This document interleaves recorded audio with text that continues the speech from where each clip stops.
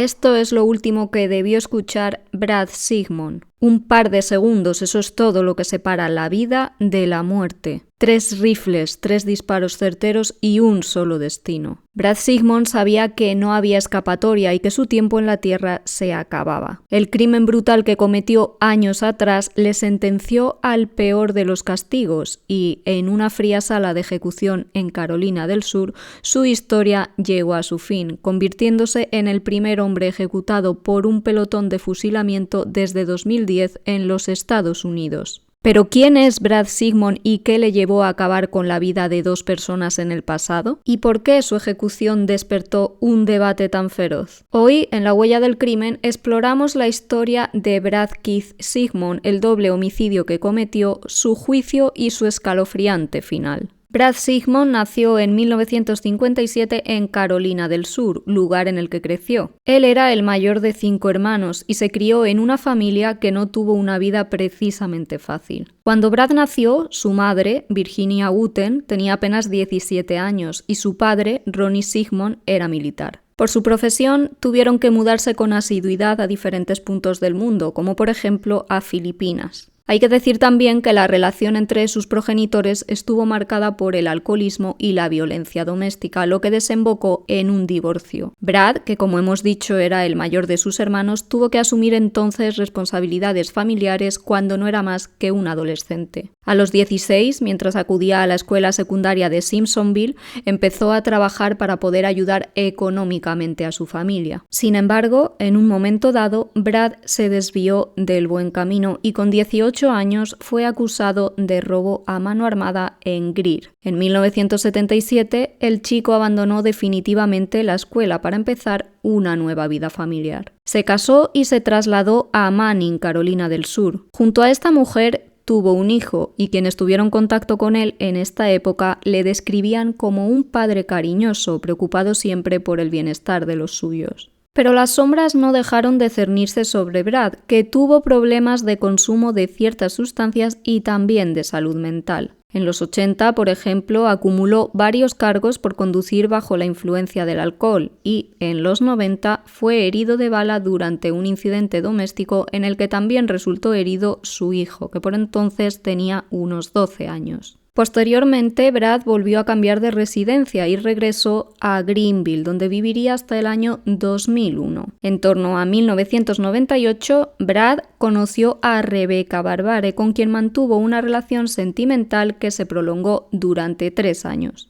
Ambos convivían en una caravana situada cerca de David y Gladys Lark, los padres de la chica. A principios de 2001, Brad y Rebecca rompieron, por lo que la mujer abandonó aquel lugar y se mudó de nuevo junto a sus padres. La ruptura hizo mella en el hombre. No pudo aceptar que aquella relación hubiera llegado a su fin y se obsesionó tanto con su expareja que llegó incluso a acosarla, pensando que estaba con otro hombre. El odio le cegó y, movido por la ira, en abril de ese mismo año, Brad tomó la peor de las decisiones, la que le llevaría a ser fusilado 24 años después. El 27 de abril de 2001, Brad Sigmund decidió que si no podía estar con Rebecca, haría pagar a quienes consideraba responsables de la ruptura. Se dirigió a la casa de los padres de Rebecca, David, de 62 años, y Gladys, de 59. Una vez allí, los atacó brutalmente con un bate de béisbol, golpeándolos hasta que murieron. No contento con esto, Brad secuestró a su exnovia y se la llevó por la fuerza hasta su vehículo. Sin embargo, su plan de escape no salió según lo previsto. La policía logró rastrearlo, dio con su paradero y lo detuvo a los 11 días en Tennessee. Rebecca, por su parte, tuvo que ser hospitalizada en el Memorial de Greenville debido a las heridas que sufrió durante el ataque. En 2002 se celebró el juicio contra Brad.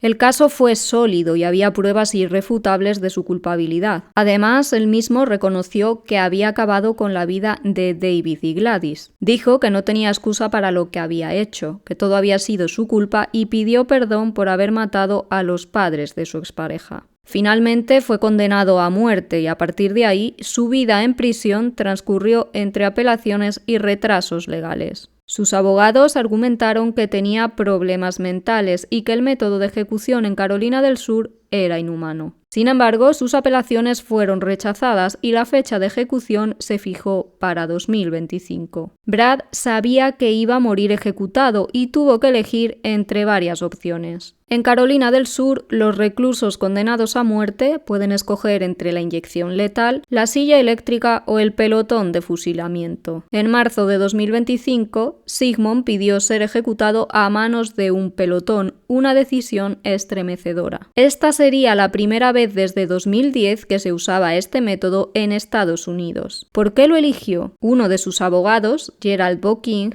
explicó por qué se decantó por esta opción. A menos que eligiera la inyección letal o el pelotón de fusilamiento, moriría en la antigua silla eléctrica de Carolina del Sur, que lo quemaría y lo cocinaría vivo. La alternativa es igual de monstruosa, comentó. Si Brad rechazó morir con una inyección letal, el método más común es porque, según este letrado, corría el riesgo de la muerte prolongada que habían sufrido los 3 hombres que habían sido ejecutados en este mismo estado desde septiembre de 2024. Gerald Boking subrayó que la única opción que le quedaba a su cliente era la del pelotón de fusilamiento y que si bien Brad no tenía ilusiones sobre lo que significaba recibir disparos, eligió lo mejor que pudo. El doctor Jonathan Groner, profesor emérito de cirugía clínica de medicina de la Universidad Estatal de Ohio, explicó a la CNN que el pelotón de fusilamiento causa una inconsciencia casi instantánea y una muerte por hemorragia poco después. Los disparos de gran calibre contra el corazón detienen instantáneamente el flujo sanguíneo al cerebro, lo que, al igual que un paro cardíaco, provoca una rápida pérdida de función cerebral. El 7 de marzo de 2025, Brad Sigmon fue ejecutado por pelotón de fusilamiento en el Instituto Correccional Broad River, en Columbia, Carolina del Sur,